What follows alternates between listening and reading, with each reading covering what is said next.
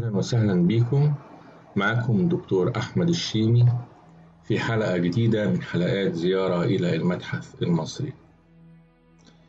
في الحلقة ديت وفي الحلقات السابقة بنهدف إلى نقل ما تركه أجدادنا العظماء على التماثيل واللوحات الجدارية إلى جيلنا الحالي.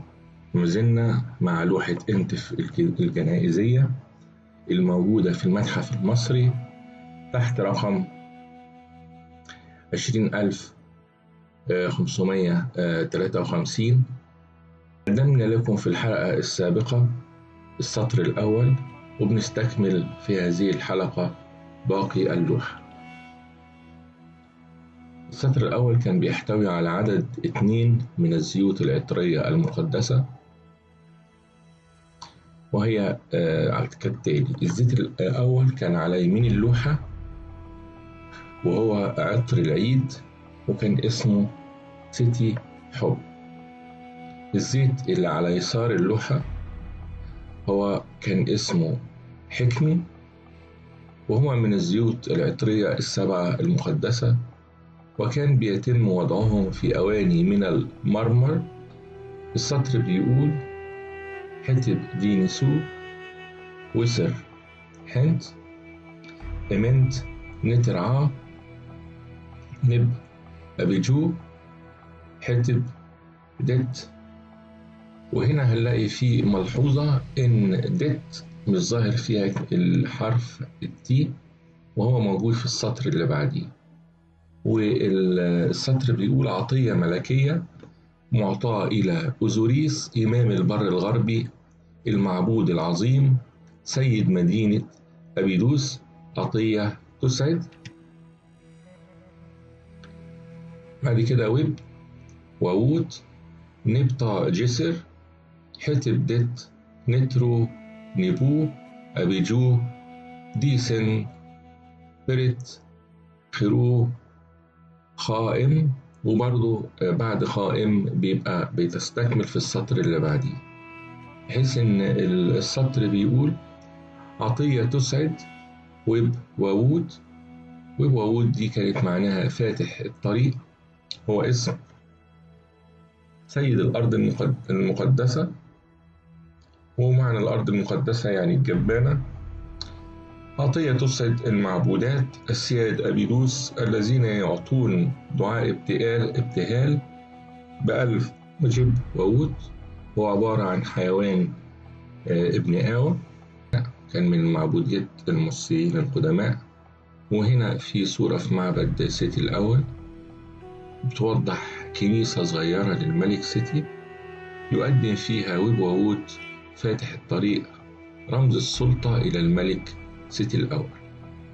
وكان ابن آوى بيعتبر كشافة يخرج لتمهيد الطريق أمام الجيش، ومع مرور الوقت أدى ارتباطه بالحرب وبالتالي إلى الموت، إلى أن يتم اعتبار ويب وود هو الشخص الذي يفتح الطريق لأرواح الموتى من أجل الوصول إلى نهار الحياة الأخرى. السطر اللي بعديه بيقول: ألف من كا آبد خائم من خط شس خائم خط نفر وعبت عن خط نتر ام نيكا ني إماخو خير نتر نب. وبعد كده بيستكمل في السطر اللي بعديه. يبقى هو لحم الثيران والطيور، وألف من الكتان والمرمر، وألف من كل شيء طيب وطاهر مما يحيا عليه المعبود إلى روح المبجل أمام المعبود العظيم سيد. ونستكمل في السطر اللي بعديه. السطر اللي بعديه بيقول: سميت إمنتت ام اس اف ني غرت نتر رد إماخو انتف مع خرو مس إن سيحات. والسطر بيقول الجبانة الغربية في قبره بالجبانة المدرجة، المبجل انتف صادق الصوت ابن السيدة سيحات. وبعدين هنا في المنظر الرئيسي في اللوحة بنشوف فيه أبنائه وبنشوف فيه زوجاته. فبيقول صائف اللي هو ابنه، نخت ابنه نخت. وبعد كده في عندنا صاد اف بنته ايدي يعنخ بنته وبنته أميت. وبعدين هنا في ابنه برضو في اللوحة الرئيسية، ابنه ويبووت نخت. وبعد كده بيستكمل السطر يماخو انتف مع خروب، وهو المبجل بقى صاحب المقبرة انتف صادق الصوت. وبعد كده بيجي في 2 من زوجاته. في أحد زوجاته كانت من المتوفيين، وبنشوف إنها ماسكة زهرة اللوتس اللي هو رمز للولادة الجديدة. فبتقول السطر بيستكمل من فوق، وشايفين هنا في الفاصل للشرطة الأفقية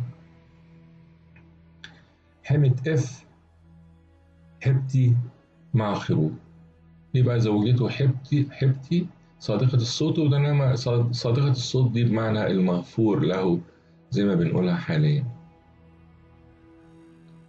ودايما بنلاقي في اللوحات الرئيسية دايما تحت الزوجة بيبقى فيه دايما سلة، دايما هنشوفها في كل اللوحات الجنائزية، سلة تحت الزوجة الرئيسية.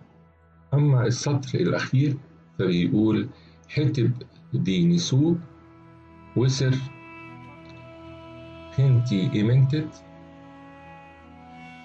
نترعا نب أبيجو دي اف بيرت خرو كا آبد ني إيماخو إن صائف سيعنخ برن اف انتف. يعني عطية ملكية تعطى إلى أوزوريس إمام البر الغربي المعبود العظيم سيد أبيدوس، يعطي قرابين ابتهال من لحم الثيران والطيور إلى المبجل. وبعد كده بيقول إن الكلام دوت حصل بواسطة ابنه، يعني النقش اللي موجود دوت اتعمل بواسطة ابنه، وابنه كان بيشتغل في حرفة النحت اللي هي سي عنخ، وكان اسمه رين اف انتف، وابنه برضو كان اسمه انتف. وثم يأتي آخر منظر في اللوحة، هو منظر لتأبين نختي، وتجمع اللوحة أو ابنه الذكر وزوجته وبناته والخدم اللي كانوا عايشين معاه في الحياة الأولى. وبكده تكون حلقتنا النهاردة انتهت، ونشوفكم في حلقة قادمة من حلقات زيارة إلى المتحف المصري. إلى اللقاء.